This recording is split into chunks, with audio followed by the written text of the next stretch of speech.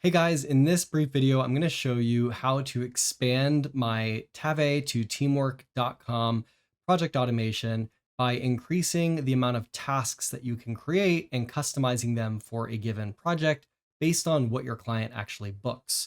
So this is my existing integration. Now I do have this extra branch down here built out, which you may not have in the existing blueprint. This basically is a branch to allow all those same updates, but without creating a new project, it'll just update an existing project. But we can ignore that for now. We're just going to look at this end portion here, which is basically finding my task lists inside of my teamwork.com account. And then it's validating it against some variable from this integration so I can see what they booked and if this needs to be added as a new task list. And then it's copying it based on the dates that I have created for that task list. So let me show you what I mean by this and how it works. So in my other video, I covered the project template. So this is kind of a one size fits all generic template that's going to apply across all of your projects, no matter what gets booked or what's needed based on the general things that are needed for any given project. Now, when you have custom needs, such as particular products that are booked or sessions, and you want to customize your task list for those individual items, you can do that using custom task lists.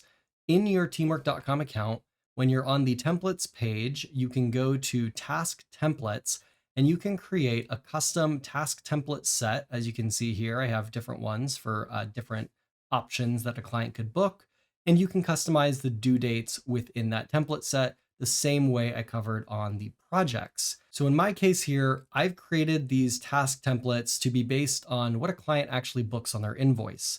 Let me show you an example here in my Tave account. I have a selfie station that was booked, and you can see they added the digital branding upgrade. So that's going to require a whole set of tasks on its own. So in my teamwork.com account, I've created these various tasks associated with that booking item, and I've set those due dates. Now with the task list created, we can go into our make.com account and begin building out the rest of this integration. So the first thing you're going to do is at the end of your scenario, you're going to add a router step. And then for now, we're just going to add one additional step, and you'll be able to add one for every task list you have. We'll add one additional step here for this copy selfie station dashboard in my case. And this is going to be your URL.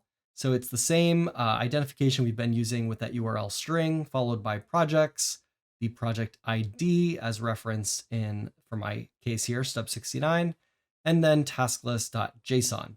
So that project ID is being pulled after the project is created. Right here, you can see that. This is a post step. There's my authorization. And then down here, we have our body content for that JSON that we're passing. So what this body content is passing is it's checking for this task list template in our teamwork.com account, which you can find by going to that task list, looking in your URL here and copying those numbers. You can paste that right in here under the task to-do list template ID.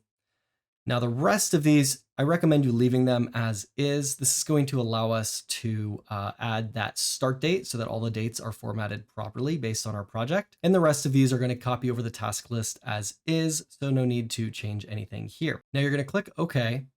And the only other thing we need to do here is set up a filter. We need to know when this task list should be copied. So click in between those steps. And for the filter, what we're going to do in this case, and again, this may vary depending on how you want to track this, but I'm doing it based on my existing automation, and I'm looking at the invoice to see what was booked.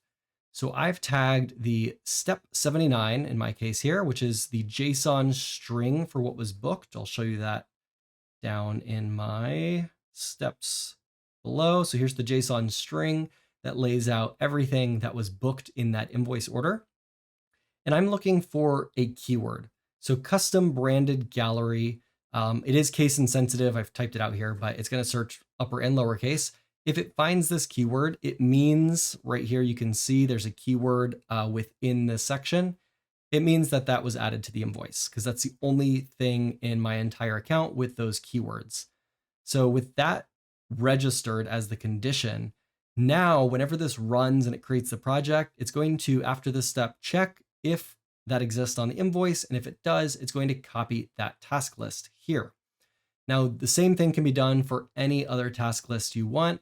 Just copy this, or you can clone it here, create another module to your router, add a new filter, and then update this based on the new task list template ID.